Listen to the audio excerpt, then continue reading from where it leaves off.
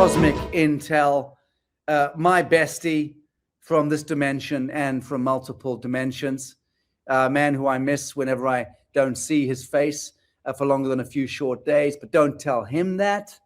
We're living through a moment in history that astrologers say only comes around once in several lifetimes, a rare convergence of outer planet shifts that are rewriting the rules of technology, culture, politics, and consciousness. And our guest today has been tracking these cycles for decades and translating them into language we can all understand. Please welcome Rick Levine. Hey, brother. Hey, man. Good to see you. Where are you on the planet these days? I am in Babylon Central, Tulum, Mexico. Cool. Yeah, just arrived here. Actually, last night I came here in order to be able to do the broadcast because we were losing internet up there at the back of La Laguna and the AC had broken down. And yeah, but here I am. As I was saying to the crew earlier, I had four blackouts last night. So I woke up this morning not knowing if I was going to be able to broadcast anyway, but here we are. Happy to see you. And yeah, it was so wonderful to spend time with you in Hollywood earlier this year and at the Conference Live Expo. Yeah.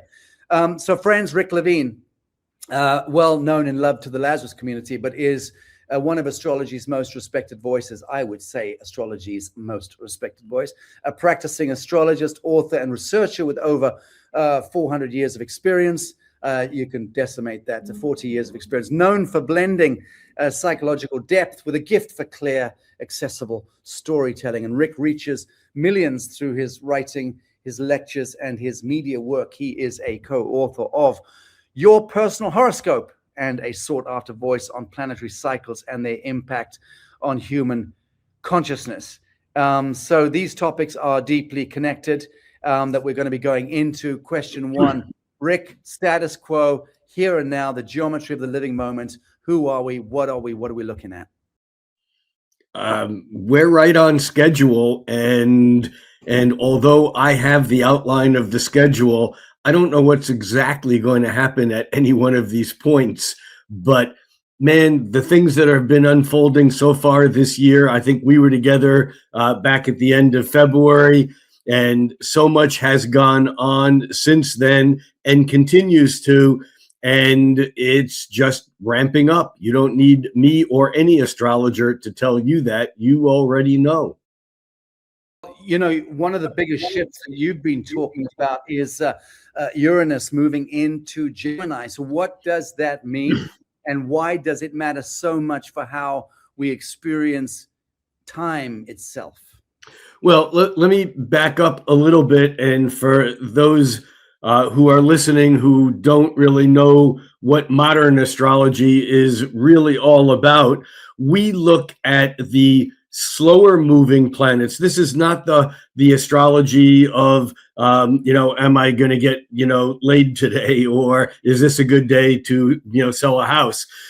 The astrology that we're looking at here right now has to do with the slow-moving planets whose cycles are either a century long, or in the case of Pluto, it's 4 times a millennium. It's 250 years for one beat on the Pluto clock. 1 year on Pluto is 250 Earth years. And when these slow-moving planets make relationships with one another, like the moon makes a relationship with the sun once a month. That's a new moon. And that was the origin of our calendars. The idea of a month is really a moonth. So when the moon every 28, 29 days catches up to the sun, that's like one beat on that particular cycle. When we look at a planet like Uranus, which takes 84 years to make one revolution around the sun, that means it spends about 7 years in each of the 12 signs. 7 times 12 is 84.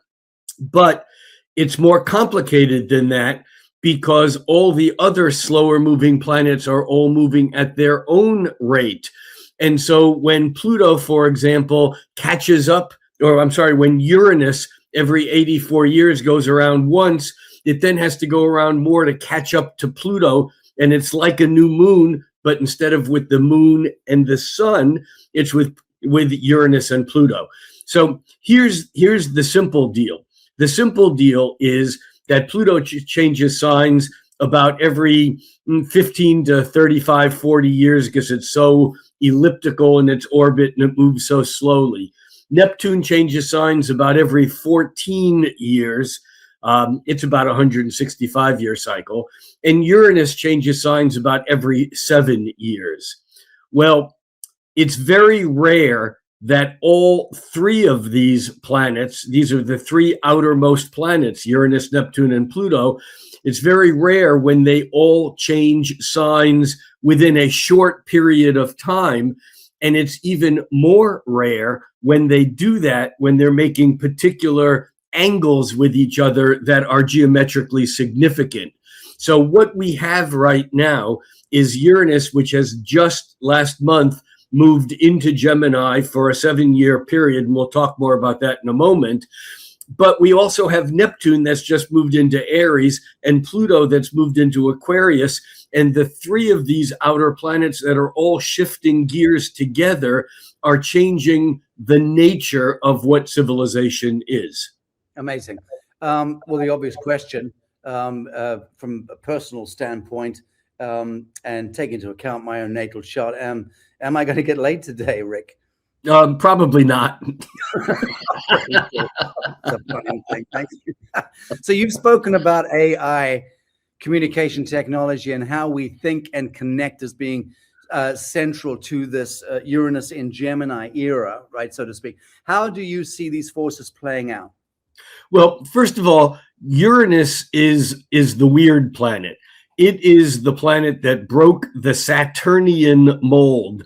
You know, for thousands of years, when we humans looked up at the skies, the slowest moving thing that they could see with the naked eye was Saturn, which was about a 30-year cycle. And it is the origin of our whole understanding of a generation. You know, the don't trust anyone over 30, the passages, the idea that when you're about 29 or 30, that's really when we have to grow up. So Saturn is the limit of our perceivable universe. Saturn represents Satan on some level, meaning that it's the gates of Saturn that we have to come through in order to take this three-dimensional form. Anything outside of Saturn did not exist except to mystics.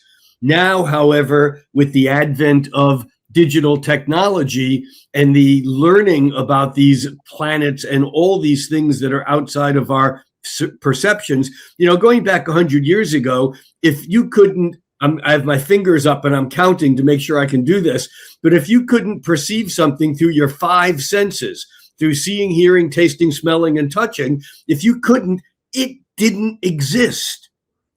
Yeah, right. And so when Uranus was discovered around the same time of the French Revolution and the American Revolution, in that era, when it was discovered, it blew people's brains apart, because there was something outside of Saturn, the end of the road. I always look at Saturn as the restaurant at the end of at the edge of the universe. And all of a sudden, there's an entire other world out there. And of course, that's only exploded more and more and more and more. So here's the short version of this. Uranus is the planet of technology. It's the planet related to high frequency energetics that are outside of our range of understanding. Uranus is lightning striking. When that lightning strikes, that is a Uranian moment. When the quantum wave function pops from waveform into particle, that's a Uranian moment. When the light bulb goes off and we got, aha, I got it, that's a Uranian moment. And so when Uranus moves through each sign, culture takes on the clothing, if you will, of that particular sign. When Uranus for the last 7 years was in the sign of Taurus, those electric changes didn't come very easily, because Taurus is such a grounded, Taurus is almost like granite. And, and granite doesn't respond easily to change, but when it changes, it's an earthquake or a life quake. Now, in Gemini, because the sign of Gemini is about communication, it's about words, it's about thoughts. Gemini as a sign is the twins representing, Gemini is simply Latin for twins. And Gemini represents the bipolar nature of reality, meaning that there's always a this and a that, a particle and a wave, a male and a female, an in and an out, a good and an evil. And so Gemini is this dance that we do in our brain that goes back and forth between opposites. And when Uranus hits Gemini, the electrification of the thought sphere kind of just goes wild. And this is the first time that Uranus has entered Gemini in a world where we have such a pre-electrification digital world set up. And so we've never been here. This is just one of many things, but this makes the Uranus into Gemini like a whole new ball game. The other thing about Uranus moving into Gemini is that every time Uranus moved into Gemini, the United States went to war. Now, I know that there are those people who would say, and I would agree with them, that there's really never been a time when the United States hasn't been at war. However, Uranus was in Gemini during the American Revolution. It was in Gemini again 84 years later at the Civil War. It was in Gemini again at World War II. And now it's just moved into Gemini again. And, regardless of where this thing goes, we're obviously kind of either, at war or at the edge of war or in a world war or in an information war, which is really where I think this ultimately is going.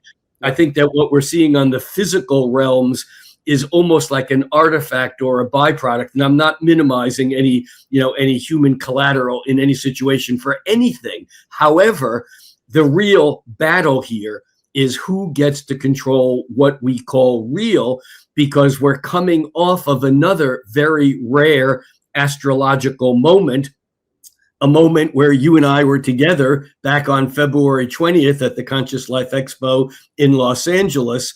And that day was a day when Saturn, that planet of reality, lined up with Neptune, the planet of dreams, of illusions, of fantasy.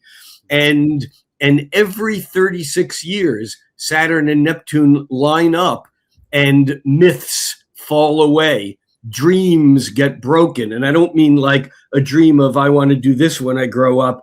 I mean cultural dreams, like the Russian Revolution, like the Bolshevik Revolution, like in 1953 with the craziness in not only in Iran but at the CIA with MK Ultra. And we could track this back, the history of Knights Templar, the history of all these things that were dreams built on something that then were kind of fell apart.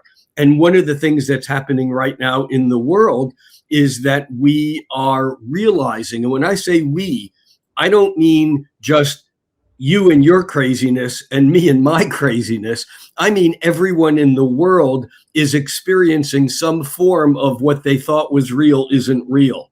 Or let me put it a different way, those things that they knew were crazy are all of a sudden real. Yeah.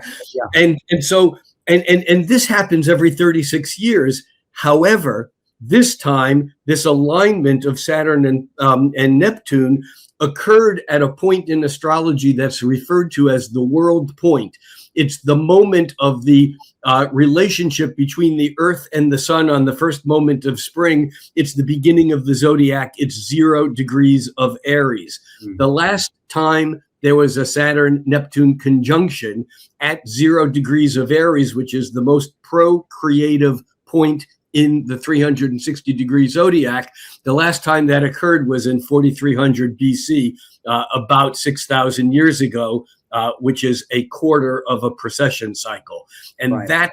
That is history right now. But every time these two planets, Saturn and Neptune, align, it takes years, if not a decade or so, for us to recreate whatever the new dreams are that have basically come into existence because the old ones are decaying or have fallen away. Very good. So you've used the word metamorphosis and even compared this period that we're going through to the Neolithic revolution. So that's a very bold claim. But what makes you say that? You kind of explained halfway why. But what does it feel like to live through a transformation that big, I guess is the Well, two things. Number one, I make a bold claim because when I get excited, I get bold. But more relevant is the fact that it's not just the Saturn-Neptune conjunction at 0 degrees of Aries, which happened last about 200 years ago. It's not just the Uranus moving into Gemini, as it does every 84 years.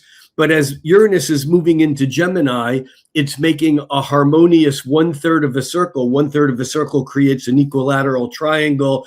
And anyone who has studied energetics, anyone who has read their Buckminster Fuller, I know Dan Winters is a regular guest of yours, and he probably could wax endlessly about the importance of the 120-degree angle, because it is the singularly most stable angle in nature.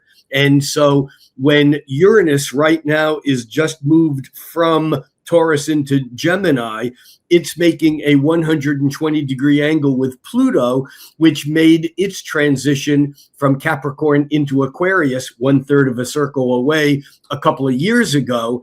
And so Pluto is the planet related to metamorphosis. It's not just the change, like leaves changing their color every year, falling off the tree and then recreating. It's more like the evolutionary transmutation or transformation of like a caterpillar becoming a butterfly. Pluto requires a death and rebirth process. And if you know your Greek mythology or your Roman mythology, Pluto is Latin for Hades, which is Greek for hell. And of course, here we have to make what I like to call my brief Christian disclaimer. Not that I'm disclaiming Christianity, but I am disclaiming their understanding of hell, because they put this aberrated view of hell as a place where you go when you've sinned and you get punished. And all the other world traditions know that the underworld or the underworlds are places of magic. That's where rebirth happens. That's where the cool kids hang out, and that's where the amazing shit occurs. And so what happens though when Pluto is involved, there is always this death and rebirth experience. Now, Pluto takes about 250 years, 248 years to make one complete circle around the sun. And in fact, it was, anyone could do their math, it was 250 years ago, 248 years ago, when the United States was born. The United States is having its first Pluto birthday. Right. Hello, death and rebirth. Yeah. So that's just a whole separate piece, because what I'm suggesting is that astrologically right now, we are in the middle of a coalescence or of a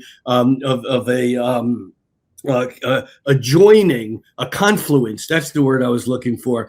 A confluence of the Mississippi River, the Amazon, the Nile, and the Ganges. That because each one of these things is a mighty force unto itself. Pluto moving back into Aquarius for the first time since the American judicial system and the American Congress was set into motion. Pluto, it will be in Aquarius for about 20 years. But here's the interesting thing, because in astrology, every planet connects to a sign, every sign connects to a planet. Uranus connects to Aquarius. Pluto just moved into Aquarius.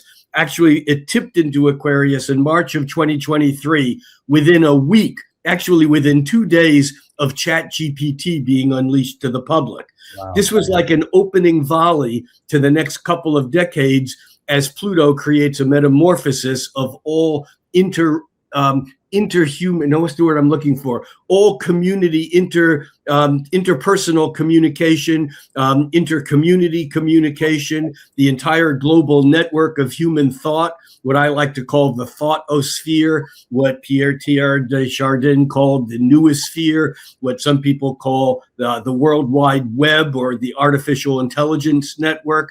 This is all right now popped into being. And as a species, to quote Marshall McLuhan, we've flipped out. we used to have nervous systems inside our bodies, and now we have, like a crab flipped out and has an exoskeleton. We now are humans that live inside of an exo nervous system. And so you add that to the list of all these crazy things, and that Uranus, the planet of lightning, sudden change, of surprises, of shock, of awe, is making this harmonious trine with Pluto, the planet of death, rebirth, evolution, and metamorphosis. And then you throw that Neptune into the middle of the mix, and it's exactly at the halfway point. So that Pluto, Neptune, and Uranus actually make 3 adjacent points on a 6-pointed star, which is Solomon's seal, or the Star of David, if you want to call it that. But it's again a geometric pattern. And as astrologers, we're just looking for geometric resonance. And right now we're getting this absolutely full time.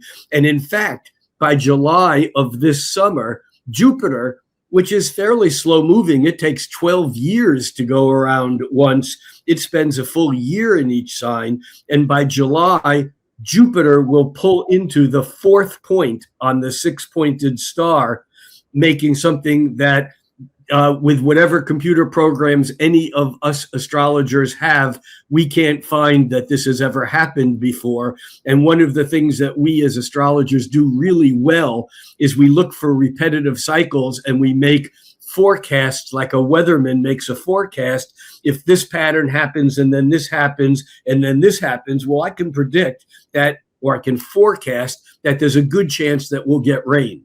And with this one, anyone who's forecasting anything shouldn't, because no one can find a moment in history when this confluence has ever occurred before. Very good. Very good. Wow.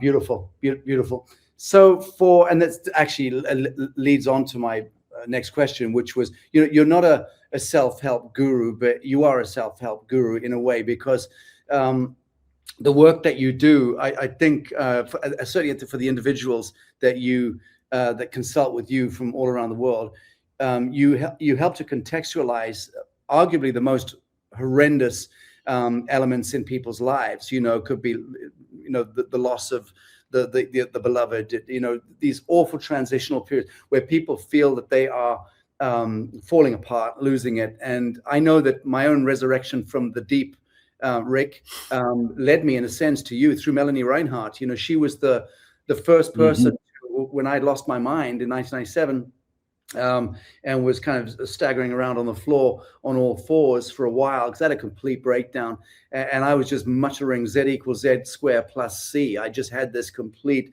moment where I'd gone off world for a couple of weeks. I've never chewed any mushrooms or anything, but I had a moment that really threw me into the fractal universe, and I got spat back, and a bunch of healers were called in, what have you. And curiously enough, it was when my manager dragged me to meet with Melanie Reinhardt, and she spoke to me, did my chart, and then she said, what did you see like on the dark side when you were in that space? And I just mentioned the Z = Z squared plus C, which happens to be the equation that describes Mandelbrottian mathematics, which is the fractal universe, because that's what I came back from in my death and rebirth. And Melanie said, well, fuck me. She said in the 70s I think it was Stellenbosch University, wherever she went to, she said she was part of a controlled experiment of students that went into took as many hallucinogenics as they could take without dying, basically, and went into a padded room with large felt-tipped non-toxic pens and papered walls in a cushioned room for a week or whatever it was, and thrown cinnamon buns to eat and water. And they literally tripped this group of students on this controlled experiment as far as you could go. And what they came up with at the end of that experiment was Z = Z squared plus C scrawled on the walls of that lab. So phenomenal stuff. That was the intersect point with me in astrology. Before that, and Melanie Reinhardt, who's a kind of a colleague of yours, and a huge admirer of yours. But I know that intersect with Melanie back in the day was the point of redemption for me, and me understanding that I'm not fucking mad.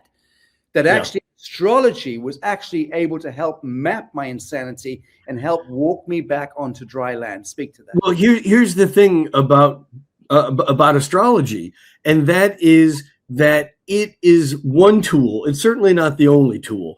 It is a tool that can help us become aware of, that can widen our perception so that we can become aware of things that were outside of our realm of perception. Mm-hmm. And so when we open our intellectual and or sensorial visors and begin to see or connect with cycles aside from the diurnal cycle of day and night, or the seasonal or yearly cycles that we can experience directly, we don't experience Uranus transits directly.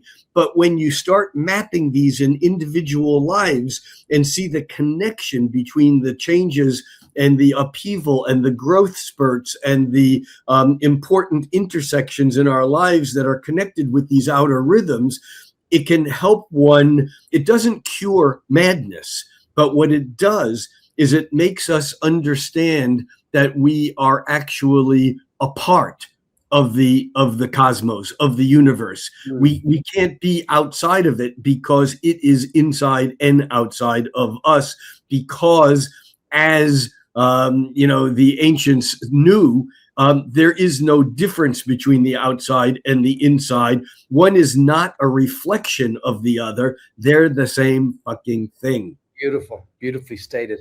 Okay, so in wrapping this, for people who are feeling disoriented and do feel on so many levels that we've arrived at sort of psycho-civilizational calamity, and there's a kind of breakdown of the fabric of false light reality, which hitherto served us as kind of reality, but we now realize was fucking not. And we know a lot of people are popping, a lot of people are dying, a lot of people have, the kind of witchery also has dialed up to sort of epochal levels of intervention, geoengineering and bioengineering and trans this and trans that. So there's a myriad of reasons why any judicious, righteous human being would feel as though we were under siege on all fronts. So baseline, from your perspective and vantage point as being Merlin the Wizard, what's the most helpful way to navigate this period of end of time in simplest? Keep breathing and putting one foot in front of the other. No, I mean, that is true, and that's a little bit flippant. But I have to think at times like this, I mean, other animals, other civilizations have gone to points where there is major crisis. Sometimes in an individual life, we don't make it through a crisis, and it's the end of being an inhabitant of the meat body that we are in while we're here. Civilizations do the same thing. For all we know, planets do the same thing. But the bottom line is that when we're in those states of heightened change, of plutonic metamorphosis, where we're no longer a caterpillar and we're not yet a butterfly, and it's just like we feel like we're dying because our skin is melted, our eyeballs have turned to goo, and we have no sense of what we were that is still alive. And yet we may have an inkling that there's something else, but there's no way to get a message into the cocoon to the caterpillar to say, hey, it's okay. You're riding a 2 billion year old wave and you're surfing it and you're not really dead. But that's really what this is all about. Yeah. It's like we are in a childbirthing crisis right now. Civilization is going contractual in the third bardo through the birth canal, and it's getting very tight and it's hard to breathe. And we don't know if we're going to make it. And so what do? We breathe, and we be aware that I can't give you any water if you need water unless I have water. And that's a metaphor for a lot wider things than just water. And it's not selfish to basically do what we need to do to survive. However, at the same time, I know, I'm sure you know, many people who are just saying, I'm checking out. It's too complicated. I'm overwhelmed. There's no way out of this. I'm going to just go home and put my head under the pillow. I'm turning off the news. I've had enough of it. I can't believe any of it. It's all crap. This is crap. I've believed in that. That's crap too. Now this, and there are a lot of people who are at that point, and that's not healthy either, because by going into denial, we lose our agency, we lose our sovereignty, we lose our ability to interact with what the truth is out there. And here's the underlying rule, if there is one, with Pluto. And that is, if you don't know about it, if you can't see it, and if you can't make it in conscious, you have no chance of dealing with it. Just because you can see it doesn't mean you can master it. But if you can't see it, you have no chance of mastering it. And so from that standpoint, I think it's really important that we all drop whatever certainties we thought we had, whether they're biological, whether they're relationship, whether they're political, whether they're religious, whether they're whatever they are. We all have things that we absolutely know are true. They may not be. And we just have to be open to doing this, to coming out of this little, almost like Plato's cave. William Blake wrote, if the doors of perception were cleansed, meaning our sense organs, then everything would appear as it is, infinite and holy, whereas now it appears as finite and corrupt. And so it becomes part of each of our responsibility to practice in whatever way we might be able to, whether it's diet, meditation, running, singing songs, being with community, study, whatever it is, to open our senses, to widen our sense of perspective. And astrology is one of those ways in which we can do that. But not everyone needs to be an astrologer, just like not everyone needs to be any one thing. But we all need to be aware. Nothing changes unless awareness changes. Very good. Well, on the subject of going or being in denial, let me segue into the upcoming Nile cruise. Yes, with a friend of yours, Dr. Susan Chomsky. Hi, Susan. Well, hello, Susan. No, you need to unmute your microphone.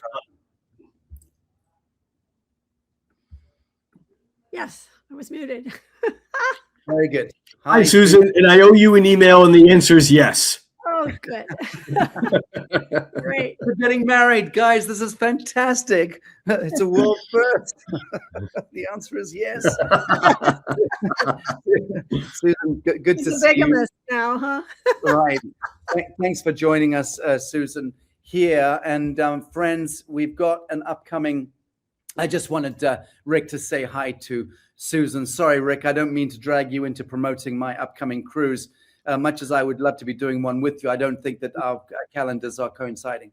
No, they're not. But having just gotten off of one of Susan's cruises, all I can do is say that if you have a chance, if you can open up your calendar, do it, because it was a fantastic experience. Beautiful. Thanks, Thank you, Rick. And Rick, brother, thank you so much. You're more than welcome to stay on, but I'm just going to do a little brief pop on our upcoming cruise with Susan, and then hand the reins back to Christy for the next segment. But Rick Levine, thank you so very much for the cosmic update today. I'm slipping off into the cosmos. All right, love you, brother. Thank you. Hey, Susan, good to see you. So we've got a countdown happening here, friends, and that is connected to our mythic Odyssey.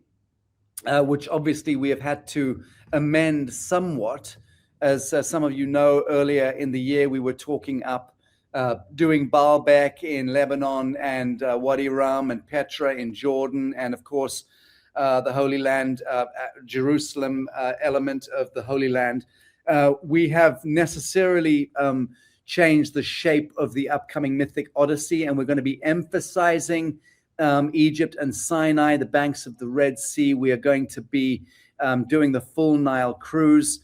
Susan's going to walk us through the full itinerary in a moment, but we're going to go to ground zero of the Holy Land as I regard it, and certainly in my life experience, the most magical time I think I ever had was going through the Sinai desert to the banks of the Red Sea and staying with the Bedouin there. just the most life-changing and extraordinary part of the world. Completely, I mean, biblical, absolutely biblical, unchanged for tens of thousands of years. When you move through the Sinai to the foot of St. Catherine's Mount Sinai, which is where Moses descended with the tablets, there is extraordinary stories there that I will be speaking to on the retreat, connected to just stories that have never been disclosed, that I'm privy to, and I'm going to be able to do full disclosure with anyone joining us on this mythic odyssey. So in simple terms, I hope this graphic is more or less accurate. It's the mythic odyssey of the Nile and the Holy Land. Again, miss Lebanon, Jordan, and Jerusalem. We are focusing on Egypt and Sinai this year, and then arguably beyond this year, we will resurrect Lebanon, Jordan, and Jerusalem. But please speak to the itinerary as it stands, Susan. Thank you. Yes, well, we're starting in Cairo. And of course, when you're in Cairo, you are at the Giza Plateau. So we have the Great Pyramid there. We'll be going inside the pyramid to the King's Chamber. And we will also be visiting the Valley Temple that is on Giza Plateau and the Sphinx. And then we will be visiting the Grand Egyptian Museum, which just opened in November. And that's going to be an amazing experience because King Tut's, all the artifacts of King Tut's tomb are in there. And so many amazing, amazing artifacts are in that museum. It's a huge, fantastic museum, really unparalleled throughout the world. So that's what we'll be doing in Cairo. And then we'll go up to Saqqara and Dashur. I'm not sure exactly how to pronounce that, but that's where we see the Step Pyramid complex. And we see the Red Pyramid, the Bent Pyramid. And that's an extraordinary experience, is to go to the Step Pyramid. And these are some of the oldest pyramids in the entire planet. Then we will be going on to the Valley of the Kings in Luxor. And that's one of the most famous archaeological sites in Egypt. And it is the royal burial ground of the pharaohs of the New Kingdom. And when you go into that Valley of the Kings, you're going to see extraordinary frescoes, very colorful, but it's just the majesty of that place. That's where King Tut's artifacts were found, was in the Valley of the Kings. And then we'll go on to Hatshepsut Temple, which is the stunning mortuary temple built for Queen Hatshepsut, who is one of the very few female pharaohs of Egypt. But then we're going to get on to the Nile cruise. We're going on a 5-star cruise on the Blue Shadow. It's called Blue Shadow is the cruise. And a beautiful cruise ship. And, you know, I've been to all these places, and I have to say that the Nile cruise is one of the most profound experiences I've ever had, simply because it's so peaceful, it's so relaxing, and you feel like you're going back in time to the great times of the pharaohs, and you're just traveling on this beautiful, calm, peaceful water. And you just feel like you're cruising back many, many centuries. So it's an amazing experience. So every day that we're on the cruise, we're going to spend the daytime seeing the various temples along the way, starting with Luxor Temple. And that was built mainly by Amenhotep and Ramses II, and is dedicated to the god Amun. And then we get back to the cruise, and the next step is Karnak. In Karnak, it's one of the largest temple complexes in the world. It was built over 2,000 years ago, and dedicated mainly to the god Amun. We're going to have a private visit in Karnak to the Sekhmet, to one of the many Sekhmet altars, shall we say, or caves, where there's a statue of Sekhmet, and she's a goddess of war, but also the goddess of healing. And it is said that if you pray to Sekhmet, that your wishes will come true. So I had an amazing experience when I visited Sekhmet last time I was in Luxor. Just the vibration there and the lifting of consciousness that I experienced was extraordinary. And then after our visit with Sekhmet, we will visit the Open Air Museum of Karnak and the Chapel of Seven Gates. Back to the cruise then, and then we sail to Edfu.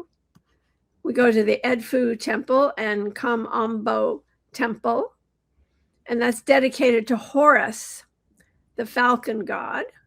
And probably you've seen the Eye of Horus, and you might know the story about Horus, and you know that it's about the third eye.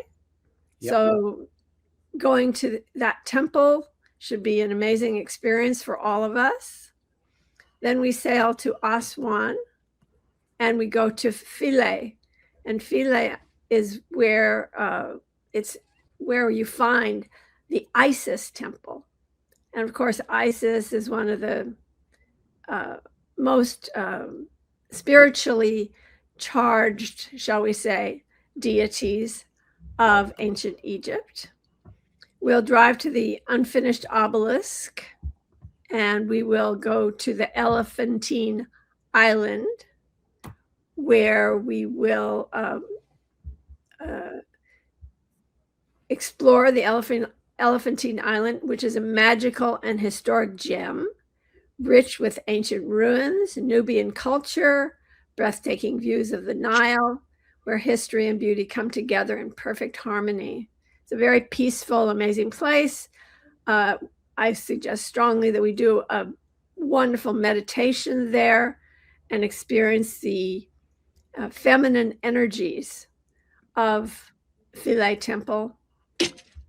Then we will fly to Cairo and then on to Sharm el-Sheikh, and we will go to a Bedouin camp where we will stay overnight in huts, Bedouin huts.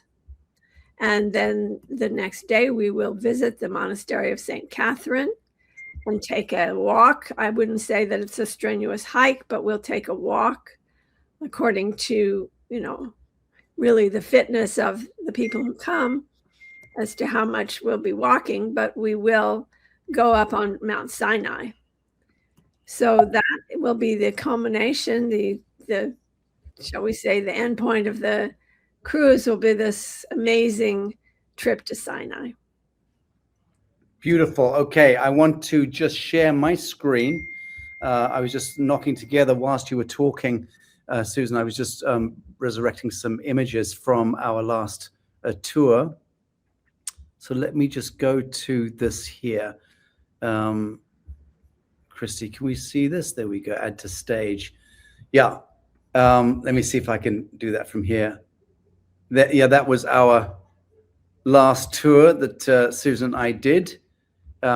With there's Scott McKay and Dave Emery, of course. Margot and Nand joined us as well. What an incredible time that was. And Susan, as ever, I've just been so damn busy, especially with leading up to the launch of the New Earth Exchange and the banking system, all the stuff we're now unveiling. I've not had the chance to edit the filming stuff I did along the way on that incredible tour. But we have such fun when we do these tour retreats because we go into the archaeocosmology stuff, and I work a lot with the AI engine to create the imagery and look at the historical analytics as well. Obviously, we're not paying too much attention to informed history. It's more about the real history, what lies beneath, what is the real import of these sacred sites, these extraordinary vector points on the planet where the heavens have met with the earth in times gone past. What is the meaning of Giza? What is the meaning of these extraordinary places? What is the relationship and interrelationship with ancient Tartaria, with ancient Atlantis and Lemuria? All of these questions are brought forward. And then we also get to look at local stuff. Like in this particular instance, I can't remember what this was, but I think that was something like $500,000 carpet there. We went in to see what wasn't that incredible. It was like in Turkey, yeah. In Turkey, yeah. There's Margot and Nan doing a tantric rite with a $1 million carpet. That was so funny. That was hilarious. Yeah. In any event, these are on my desktop, so I just aggregated them. There's Dave. Of course, that was, speaking of obelisks. Was that Ephesus there? That was the Temple of Artemis. I'm sorry, Temple of Artemis, correct. And the Temple of Artemis is near Ephesus. So yes, you're right. Right. Okay, gotcha. But this was just spectacular. Oh my Lord. But similarly, in November, Susan and I are taking folks on an extraordinary journey. So to do with ancient history, to do with ancient futures, talking about the hard science and the hard technology also of sacred sites, what they mean, what they represent to us, and why they are such an important aspect now of resurrection, of the revelation. So essentially, to me, where are we? Why have we disappeared? There we go. So to me, greatly looking forward to this one in November, Susan, and thank you. I think what we'll naturally do next month in May, is we will do a short film about the mythic Odyssey in the Nile and the Holy Land, just to make it more explicit and try and onboard as many people onto this extraordinary journey as possible. But Susan, anything else that we should be speaking to? Well, yeah, space is very limited on this because these ships that sail on the Nile are small. Yeah. So space is extremely limited. We suggest that it's a good idea to register immediately, if not sooner. Yeah. And the address to go to is kind of strange because it speaks to our previous itinerary, but it's Nile to Nazareth.com. We're not going to Nazareth, but you can get to the website, Nile to Nazareth.com. Very good. And so what we've essentially done whilst this conflagration in the Middle East and Iran and what have you, whilst that plays out, which one imagines, and certainly I do imagine, that it will be a very pacific part of the world in a year from now. I don't believe this is likely to continue. But let's see. And we're watching that very closely. And so what we're doing is essentially breaking up this whole Holy Land piece into two parts. So this year we'll do part one, which is Egypt, Sinai to the banks of the Red Sea. And then the next one we do, we'll take it from the other banks of the Red Sea and Aqaba on the other side in Jordan through Wadi Rum, Petra, and Baalbek, Lebanon, Jerusalem. And we'll pick up that as a separate tour. But Susan, thank you for joining us on Lazarus today. And I can't wait to see you later this year. Great. Thank you. All right.